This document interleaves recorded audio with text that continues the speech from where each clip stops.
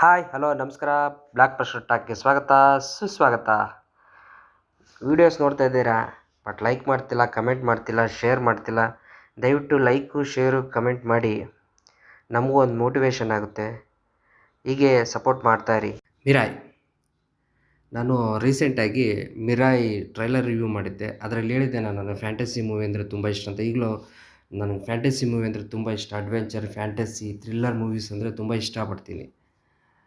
ಅದೇ ಥರ ಕ್ಯೂರಿಯಾಸಿಟಿಯಿಂದ ಈ ಮೂವಿನ ನೋಡೋಕ್ಕೆ ಹೋದೆ. ನೋಡಿದೆ, ನನಗೇನು ಅನ್ನಿಸ್ತು ಮೂವಿಲಿ, ನನಗೇನು ಇಷ್ಟ ಆಯಿತು, ಏನು ಕಷ್ಟ ಆಯಿತು ಹೇಳ್ತೀನಿ, ಬನ್ನಿ ನೋಡೋಣ. ಮೊದಲನೇದಾಗಿ ಈ ಕತೆ ಪ್ರಾರಂಭ ಆಗೋದು ಕಳಿಂಗ ಯುದ್ಧದಿಂದ. ಕಳಿಂಗ ಯುದ್ಧದಲ್ಲಿ ಅಶೋಕ ಎಲ್ಲವನ್ನು ಗೆಲ್ತಾನೆ.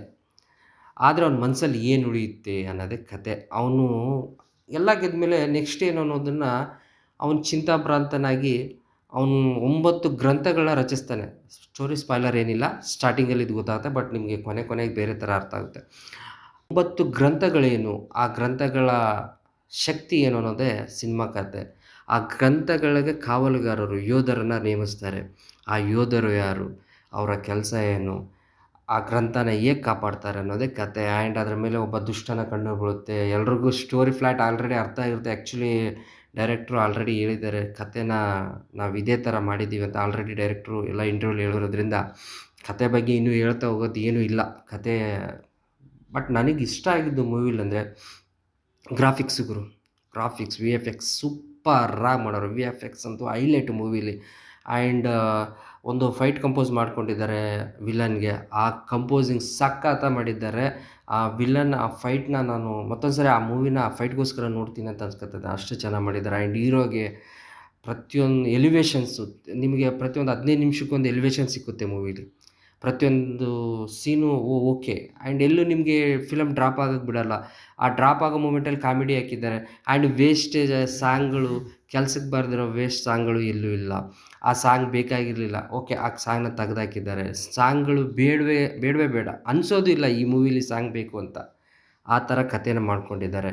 ಆ್ಯಂಡ್ ಈ ಸಿನಿಮಾ ನಿರ್ದೇಶಕರು ಕಾರ್ತಿಕ್ ಕೆಟ್ಟಿಮನಿ ತುಂಬ ಚೆನ್ನಾಗಿ ಕಥೆಯನ್ನು, ತುಂಬ ಅಂದರೆ ತುಂಬ ಚೆನ್ನಾಗಿ ಕಥೆಯನ್ನು ಪ್ಲ್ಯಾನಿಂಗ್ ಮೇಲೆ ಮಾಡ್ಕೊಂಡಿದ್ದಾರೆ. ಕಥೆಯನ್ನು ಏನೇನೋ ಮಾಡಿಬಿಟ್ಟು ಕೆಡಿಸ್ಕೊಳ್ಳೋಕ್ಕಿಂತ, ನನಗೆ ಇದಕ್ಕಿಂತ ಮುಂಚೆ ಈಗಲ್ ಮೂವಿ ನೋಡಿದ್ದೆ, ಅದು ಕೊನೆಯಲ್ಲಿ ಸಿನಿಮಾ ಅಷ್ಟಕ್ಕಷ್ಟೇ ಅನಿಸಿತ್ತು. ಬಟ್ ಆ ಥರ ಏನಾದ್ರು ಚೇಂಜ್ ಮಾಡಿಬಿಟ್ಟು ಕೊನೆಯಲ್ಲಿ ಕೆಡಿಸ್ಬಿಟ್ಟವ್ರೆ. ನೋ, ಸೂಪರ್ ಅಂದರೆ ಸೂಪರ್. ನನಗಂತೂ ತುಂಬ ಇಷ್ಟ ಆಯ್ತು ಮೂವಿ. ಆ್ಯಂಡ್ ಒಂದು ಸೀನ್ ಇದೆ, ಅದು ಹೇಳ್ಬೇಕೋ ಹೇಳ್ಬಾರ್ದು, ಬಟ್ ಅದ್ರಲ್ಲಿ ಹೇಳ್ಬಿಡ್ತೀನಿ. ಒಂದು ಗರುಡದು ಸೀನ್ ಇದೆ, ಗರುಡ. ಆ ಸೀನ್ನ ನೀವು ತುಂಬ ಇಷ್ಟಪಡ್ತೀರ. ಯಾರೇ ಆಗಲಿ ಮೂವಿಲಿ ಥಿಯೇಟ್ರ್ ಎಕ್ಸ್ಪೀರಿಯೆನ್ಸ್ ಮಾಡಿ. ಮೂವಿನ ಥಿಯೇಟ್ರಲ್ಲಿ ಈ ಸಿನಿಮಾನ ಎಕ್ಸ್ಪೀರಿಯೆನ್ಸ್ ಮಾಡ್ಬೇಕು, ಅಷ್ಟು ಚೆನ್ನಾಗಿ ಅದನ್ನು ತೋರಿಸಿದ್ದಾರೆ. ಆ್ಯಂಡ್ ಆ ಸೀನ್ಗಳೆಲ್ಲ ತುಂಬ ಚೆನ್ನಾಗಿದೆ. ಆ್ಯಂಡ್ ನಾಯಕ ನಟ ತೇಜ ಸಜ್ಜೆ ಅವರ ಈ ಸ್ಟೋರಿ ಆಯ್ಕೆ ಮಾಡ್ತಾರಲ್ಲ, ಅದು ನನಗೆ ತುಂಬ ಇಷ್ಟ ಆಯಿತು. ಅವರು ಇದಕ್ಕಿಂತ ಮುಂಚೆ ಹನುಮಾನ್ ಅನ್ನೋ ಮೂವಿ ಮಾಡಿದರು, ಅದು ಕೂಡ ಹಿಂಗೆ ದೇವ್ರ ಬಗ್ಗೆನೇ ಇತ್ತು. ಈಗ ಇದು ಕೂಡ ಅದೇ ಥರ ದೇವ್ರ ಬಗ್ಗೆನೇ ಇರೋದು. ಟ್ರೈಲರೆಲ್ಲ ಆಲ್ರೆಡಿ ರಿವೀಲ್ ಮಾಡಿದ್ದಾರೆ ಶ್ರೀರಾಮ್ ದರ್ಶನ ಮೂವಿಲಿ. ಎಷ್ಟು ಚೆನ್ನಾಗಿ ಮಾಡಿದ್ದಾರೆ ಅಂದರೆ, ನನಗಂತೂ ಕೊನೆಗೆ ಕ್ಲೈಮ್ಯಾಕ್ಸು ನೀವು ಜೈ ಶ್ರೀರಾಮ್ ಅಂತ ಹೇಳಲೇಬೇಕು, ಆ ಥರ ಮಾಡಿದ್ದಾರೆ. ಮೂವಿ ಮಾತ್ರ ಅಲ್ಟಿಮೇಟ್ ಗುರು. ಹೋಗಿ ನೋಡಿ. ಆ್ಯಕ್ಚುಲಿ ನೀವು ಥಿಯೇಟ್ರ್ ಎಕ್ಸ್ಪೀರಿಯೆನ್ಸ್ ಮಾಡಲೇಬೇಕು. Theatre experience movie, Indian movie. ನನಗೆ ಇದು ಯಾವುದೋ Telugu movie, Hindi movie, Tamil movie ಆ ಥರ ಅಲ್ಲ. Indian movie, Indian culture movie. ಹೋಗಿ ನೋಡಿ, ಎಲ್ಲರೂ ತುಂಬ ಇಷ್ಟಪಡ್ತೀರ ಮೂವಿನ.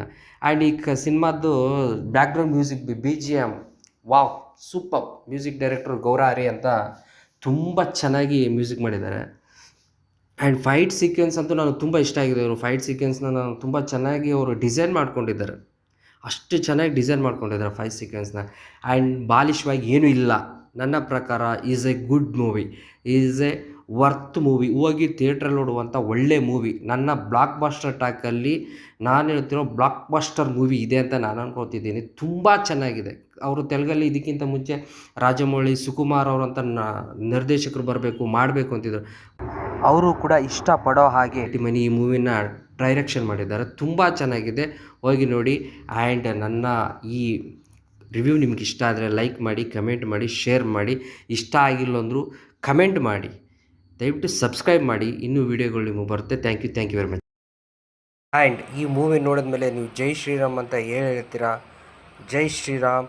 ಆ್ಯಂಡ್ ಮೂವಿನ ಥಿಯೇಟ್ರಲ್ಲಿ ನೋಡಿ, ಎಂಜಾಯ್ ಮಾಡಿ. ಒಳ್ಳೆ ಮೂವಿ, ಇಸ್ ಗುಡ್ ಮೂವಿ. ಜೈ ಶ್ರೀರಾಮ್.